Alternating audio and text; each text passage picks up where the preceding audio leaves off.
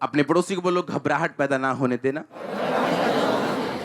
आत्माओं की परख रखना तुम्हारी जिंदगी में होना चाहिए, और गुप्त पापों से आजादी।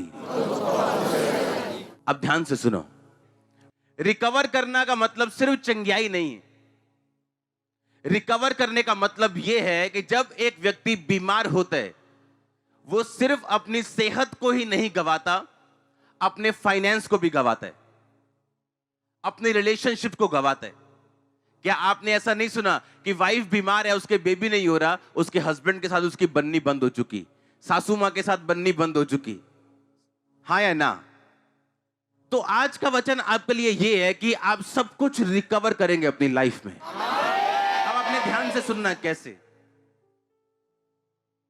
बाइबल कहती है कि वो बीमारों पर हाथ रखेंगे और बीमार रिकवर करेंगे। उस बीमारी की वजह से अगर उनका फाइनेंशियल नुकसान हो चुका है, वो रिकवर करेंगे। उनका पारिवारिक नुकसान हो चुका है, वो उसे रिकवर करेंगे।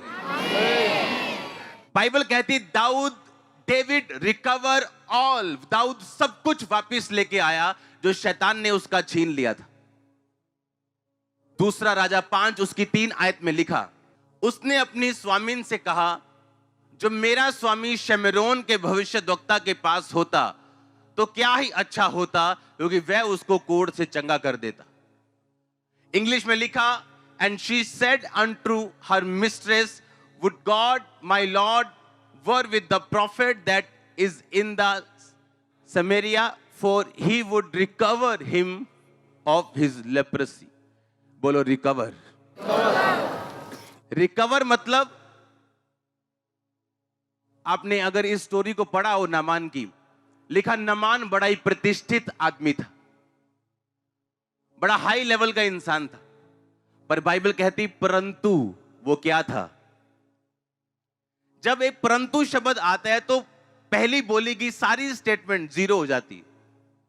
जैसे इसकी मां बड़ी अच्छी है, इसका बाप बड़ा अमीर है, इसका दादा बड़ा अच्छा फौजी था, परंतु ये नशेड़ी है। मतलब पुरानी सारी स्टेटमेंट जीरो हो गई जब अगली स्टेटमेंट परंतु के साथ जोड़ी गई।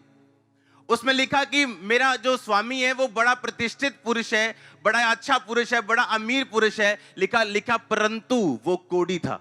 और उसने कहा, अगर तेरा स्वामी किसी भविष्यद्वक्ता के पास जाता जो मसा किया हुआ भविष्यद्वक्ता होता, तो क्या ही अच्छा होता कि वो रिकवर कर लेता फिर अपनी लेप्रेसी से।